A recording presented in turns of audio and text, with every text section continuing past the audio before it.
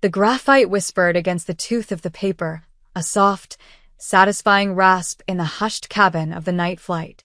Nia's world had narrowed to the pool of light from her overhead lamp and the blueprint taking shape beneath her fingers. She was 19, but the lines she drew had the confidence of someone twice her age. This skyscraper, a twisting needle of glass and steel destined for the Tokyo skyline, was her obsession, her thesis, her entire future.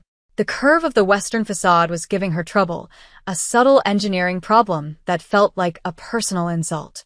She adjusted the angle of a support beam by a fraction of a millimeter, her brow furrowed in concentration. The quiet was broken by a presence. A shift in the air, a subtle drop in temperature. A man settled into the business class seat beside her, moving with an economy of motion that was unnervingly silent. Nia didn't look up, too absorbed in her work.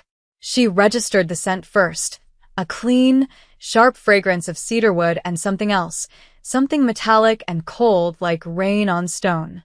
Then came the sound, a soft click as he set a slim leather briefcase by his feet.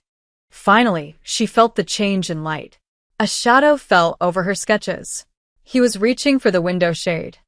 "Excuse me," she said, her voice quiet but firm. She still hadn't looked at him. Her eyes remained on her blueprint. "Could you leave that open? I need the light." A beat of silence. It was not a hesitant silence. It was weighted, considering. "The moon is not a lamp," a low voice replied. The English was perfect, accented with a precision that was more unnerving than any regional dialect. Nia finally lifted her head. He was staring straight ahead, at the seat back in front of him, but she knew his attention was entirely on her. His profile was carved from shadow and sharp angles, a strong jaw, a straight nose. His hair was black, cut with military severity. He wore a dark suit, the fabric of which probably cost more than her first year of tuition. It was the kind of suit that wasn't just worn, it was wielded. "It's enough for what I'm doing," she said, turning back to her paper. She was used to being dismissed, to having to assert her space in rooms filled with older, dismissive men. This felt no different. "I won't have it on for long. You will have it off now." It wasn't a request. The finality in his tone was absolute, a closing door. Her pencil stilled. A spark of defiance, hot and familiar, flared in her chest. She put the pencil down with deliberate care and turned to face him fully.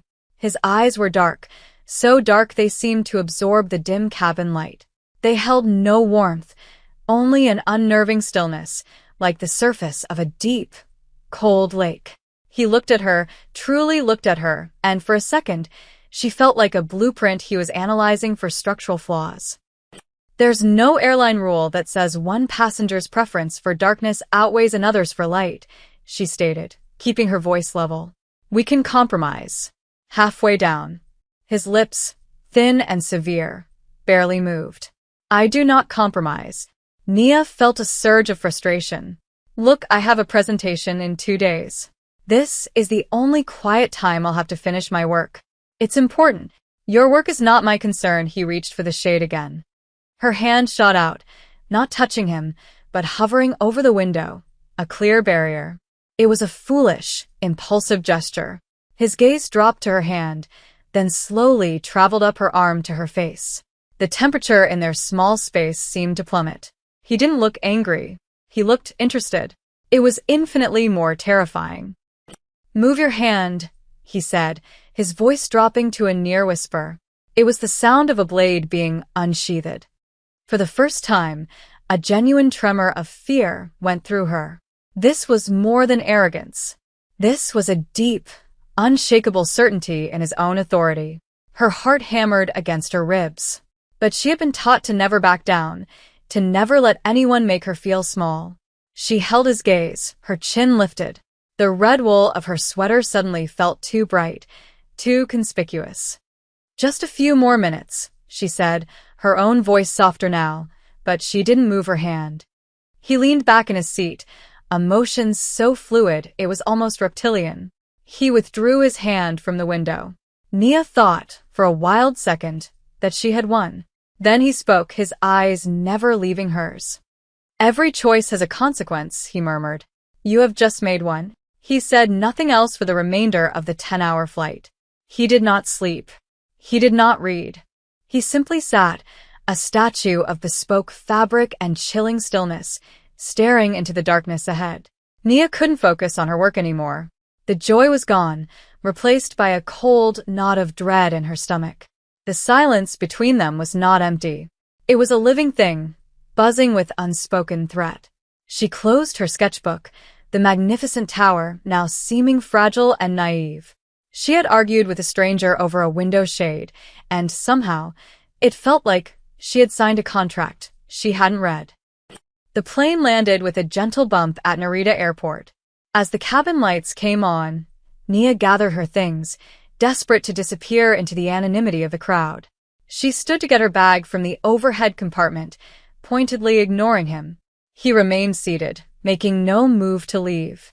She squeezed past him, careful not to make contact, and hurried down the aisle. Freedom was just ahead. She stepped out of the jet bridge and into the terminal, the sterile air of a new country filling her lungs. She was turning toward customs when she saw it. Through the massive plate glass windows overlooking the tarmac, she saw him. He hadn't followed her through the terminal. He had been escorted directly from the plane. He stood at the bottom of a set of mobile stairs, his posture ramrod straight. Lined up before him were a dozen men in identical black suits, their heads bowed in perfect, synchronized deference. One man stepped forward and took his briefcase. Another held open the door of a black, armored-looking sedan. As the stranger shrugged off his suit jacket to get into the car, his white shirt cuff pulled back. For a single heart-stopping moment, Nia saw it. An intricate tattoo of deep blues and grays snaked around his wrist, the tail of a dragon, its scales rendered in exquisite, terrifying detail. Her blood ran cold. The argument on the plane replayed in her mind, his words echoing with new, horrifying weight. Every choice has a consequence. As if he could feel her gaze from 100 yards away, through layers of reinforced glass, he looked up. His eyes found hers instantly. There was no surprise in his expression, only a flat, chilling confirmation. He held her gaze for a beat, a silent acknowledgement of what she now knew. Then he inclined his head, a gesture so small it was almost imperceptible, and disappeared into the car. The motorcade pulled away, a silent, black river flowing into the vastness of Tokyo. Nia stood frozen, her carry-on bag slipping from her numb fingers. She had not just argued with an arrogant businessman. She had defied a Yakuza boss. The next 48 hours were a blur of manufactured normalcy. Nia checked into her hotel, a sleek, minimalist place in Shinjuku. She attended her preliminary meetings, her voice steady as she explained the sustainable energy systems and wind shear dampeners of her design. She smiled, she shook hands, she drank green tea. But beneath the surface, she was vibrating with a constant, low-grade hum of terror. Every black car that passed on the street made her flinch. Every man in a dark suit who entered a room made her heart seize. She told herself she was being paranoid. He was a powerful man, yes, but she was a nobody, an American student, a fly he had already swatted away. Why would he care about a stupid argument on a plane? The answer came on the evening of her final presentation. She was in her hotel room, pacing as she rehearsed her speech, when there was a soft knock on the door. It wasn't room service. She knew it with a certainty that made the hair on her arms stand up. She looked through the peephole. Two men stood in the hallway, both Japanese, both in impeccably tailored suits. They were not hotel staff. She didn't open the door. She backed away slowly, her hand reaching for her phone. "Miss Collins," a voice said from the other side. It was polite, but carried the same unyielding steel she'd heard on the plane. "Mr. Ishida requests your presence." It would be unwise to refuse. Mr. Ishida. The name sounded like a death sentence. Her fingers fumbled with her phone, but what could she do? Call the police? And say what? "A man wants to talk to me?" She was in his city, his territory. She took a deep breath, the architect in her mind screaming at the structural failure of her current situation. There was no escape route. The only way out was through. She walked to the door and opened it. The men didn't touch her. They simply flanked her, their presence more effective than any set of handcuffs. They led her not to the lobby, but to a service elevator, which descended to a private garage. A black sedan, identical to the one at the airport, was waiting. The ride was silent, the city lights of Tokyo a dizzying, beautiful smear outside the tinted windows. They arrived at a skyscraper that dwarfed all others around it, a black monolith that seemed to drink the night sky. The penthouse was a study in brutalist minimalism. Concrete walls, vast expanses of glass, and furniture so sparse and elegant it looked like it belonged in a museum. And there he was, standing before a floor-to-ceiling window, his back to her. He was staring down at the sprawling metropolis, a king surveying his domain. "You are difficult to find," he said, without turning around. His name was Kaito Ishida, she now knew, head of the Ishidagumi, one of the most powerful Yakuza clans in Tokyo. "You don't seem like the kind of man who has trouble finding people," she replied, her voice shaking only slightly. "Competence under pressure. Act, don't react." He turned. He had changed from his suit into a simple black silk shirt and dark trousers. The formality was gone, replaced by something more primal, more dangerous. The dragon tattoo was now fully visible, coiling up his forearm. "Most people do not have the audacity to look me in the eye and tell me no. It makes them memorable." He gestured to a low table where a single object sat on a velvet cloth. It was an old, sepia-toned photograph in a simple silver frame. A woman with a kind, intelligent face smiled out from the picture. She had the same unyielding light in her eyes that Nia sometimes saw in her own reflection. "Her name was Akari," Kaito said, his voice softening for the first time. The change was so abrupt it was disorienting. She was a journalist. Fearless. She saw the world in absolutes. Right and wrong. Light and dark. He paused, his gaze distant. "She was investigating a rival of mine. I told her it was too dangerous. She, like you, did not listen." He looked from the photograph to Nia, and his eyes were filled with a ghost of a pain so profound it was a physical presence in the room. "They used her to get to me. I was supposed to meet her at a cafe. I was delayed by 10 minutes. By the time I arrived, she was gone. I never saw her again." That was his wound. The vulnerability he kept hidden beneath layers of silk and steel. A failure to protect someone he cared for. A shame that had clearly calcified into the cold, hard man who stood before her. "I'm sorry," Nia whispered, the words feeling pitifully inadequate. "Sorrow is a useless currency," he said, the coldness returning to his voice. "But you have her fire. That defiance. I saw it on the plane. It is a dangerous quality to possess in this city. Especially now." He explained the situation with clinical detachment. His clan was on the verge of a war with a rival faction, the Ryujinkai. The men Akari had been investigating. They were ruthless, and they were watching him. By openly defying him, by being seen by his men and potentially by his enemies, Nia had made herself a variable, a loose end. "You cannot go back to your hotel," he stated. "You cannot give your presentation. Until I have dealt with the Ryujinkai, you are a liability I must contain. You will stay here." It wasn't a question. It was a decree. She was a prisoner in a gilded cage. Days bled into a week. Nia was given a luxurious suite of rooms, but the doors were always guarded. She had everything she wanted: food, books, art supplies, except for her freedom. Kaito was a phantom presence. He would be gone for long stretches, then appear without warning. They rarely spoke. Instead, he would watch her. She would be sketching at the long table in the main living area, and she would feel his eyes on her. She would look up to find him standing in the doorway, silent and intense, before he would turn and leave. One evening, he returned late. He walked into the room and Nia saw immediately that something was wrong. There was a dark stain spreading across the side of his silk shirt, just below his ribs. He moved with a stiff, controlled gait, but she could see the pain tightening the corners of his eyes. "You're hurt," she said, standing up. "It is nothing," he bit out, heading for his private quarters. "Don't be an idiot," she snapped, her professional instincts overriding her fear. "That's not nothing. Let me see it." He stopped, turning to glare at her. For a moment, she thought he would refuse, or worse. But then he seemed to deflate, a wave of exhaustion washing over him. He nodded once, a sharp, jerky motion. She led him to the bathroom, the sterile white and chrome a stark contrast to the blood on his shirt. She had him sit on the edge of the tub. Her hands were surprisingly steady as she eased the ruined silk from his body. A deep, ugly gash ran along his side, hastily stitched but still oozing blood. "Who did this?" she asked, her voice low as she rummaged through the medicine cabinet for antiseptic and bandages. "A business disagreement," he said, his voice tight with pain.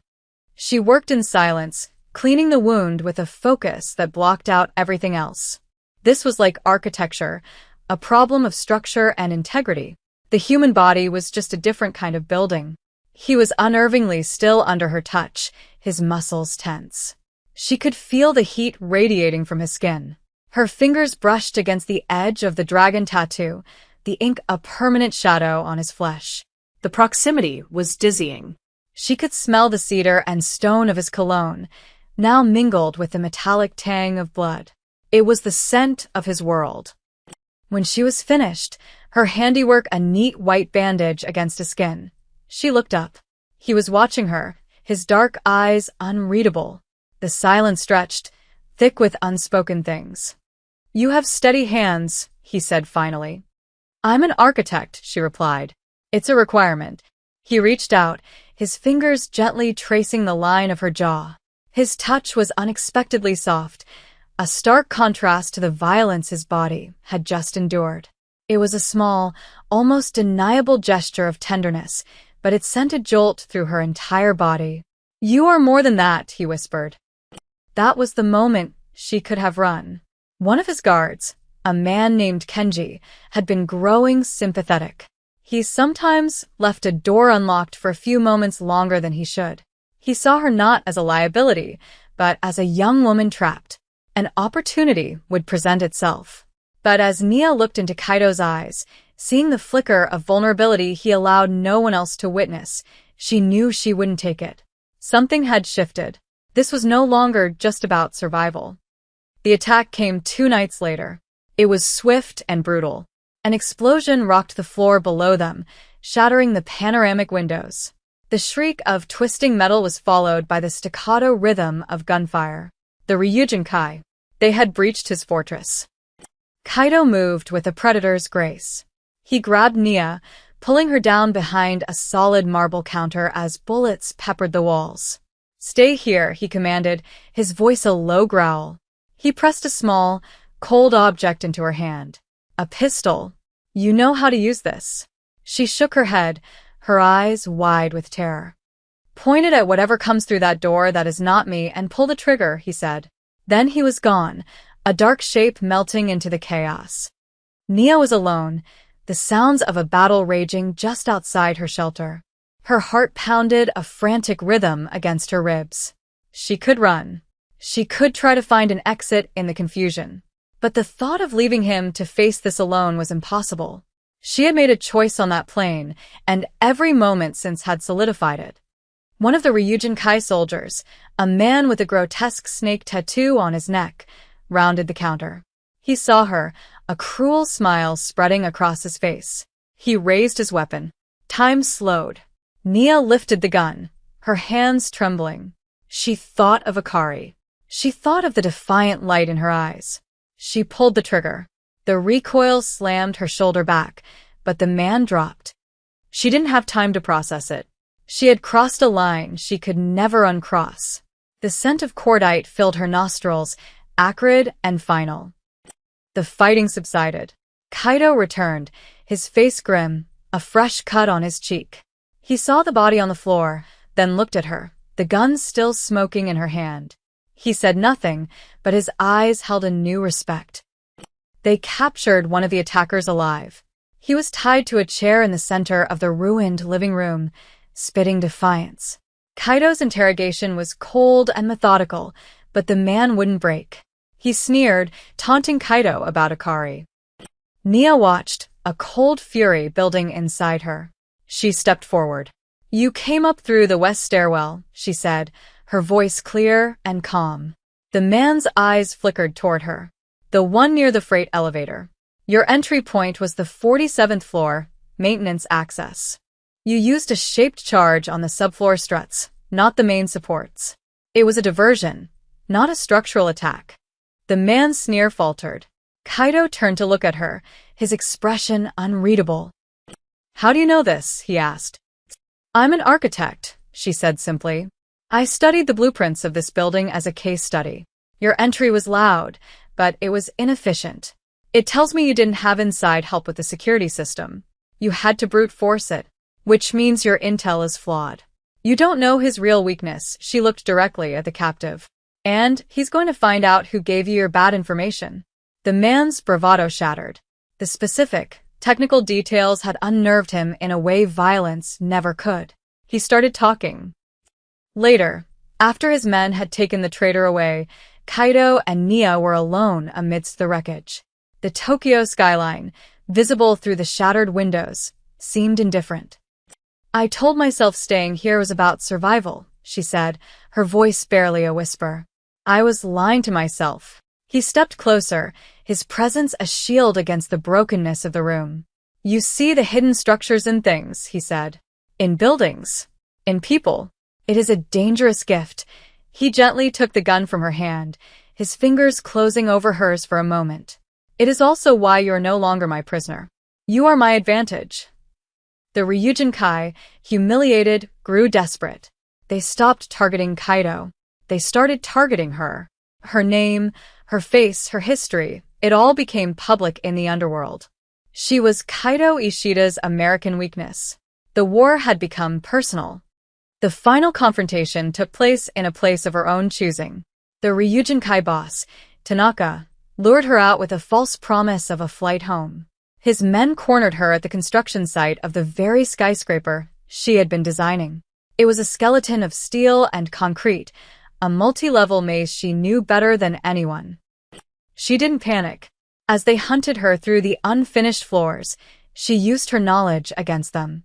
She led them into dead ends, used the echoing acoustics to create phantom noises, and identified a section of recently poured concrete that wouldn't hold their weight. She wasn't a warrior, but she was an architect. This was her design, her territory. When Kaido and his men arrived, they didn't walk into an ambush. They walked into a trap she had set. She had used construction cables to create a bottleneck, forcing Tanaka's men into a kill zone. She had saved him before he even had to fight. The final fight was short and brutal. Kaido moved through the violence like it was a language he was born speaking, his actions precise and lethal. He cornered Tanaka on the highest floor, the wind whipping around them. In the end, there was only silence. One of Kaido's most trusted men, Kenji, the guard who had shown her kindness, had been lost in the fighting. A cost had been paid. Nothing in their world was free. They stood together on the rooftop, overlooking the city she had come to build in. The war was over. She was free to go. The choice was hers. Kaido stood beside her, not touching, but his presence was an anchor. He looked at her, his dark eyes finally clear of the ghosts that haunted them. "Akari was a casualty of my world," he said, his voice raw. "I failed to protect her. I will not fail again." It was not a declaration of love. It was an oath, a claim, an acknowledgement of what she had become to him. She was not a liability to be contained. She was a strength to be protected. Nia looked out at the sprawling, glittering city. Her old life, her old dreams, felt like they belonged to another person. She had walked into a world of shadows and found a strength she never knew she possessed. She had faced death and chosen to stand her ground. She had been claimed by the most dangerous man in Tokyo, and in doing so, had claimed a part of his world for herself. She turned away from the skyline and looked at the unfinished building around her. Her building. It was a structure of steel and potential, waiting to be completed. She reached into her pocket and pulled out a small, worn pencil. On a dusty piece of plywood, She began to sketch. Not the elegant, sterile lines of her original design, but something new, something stronger, with deeper foundations and defenses hidden within its beauty. She was drawing a fortress, a home. She was not leaving. She was building.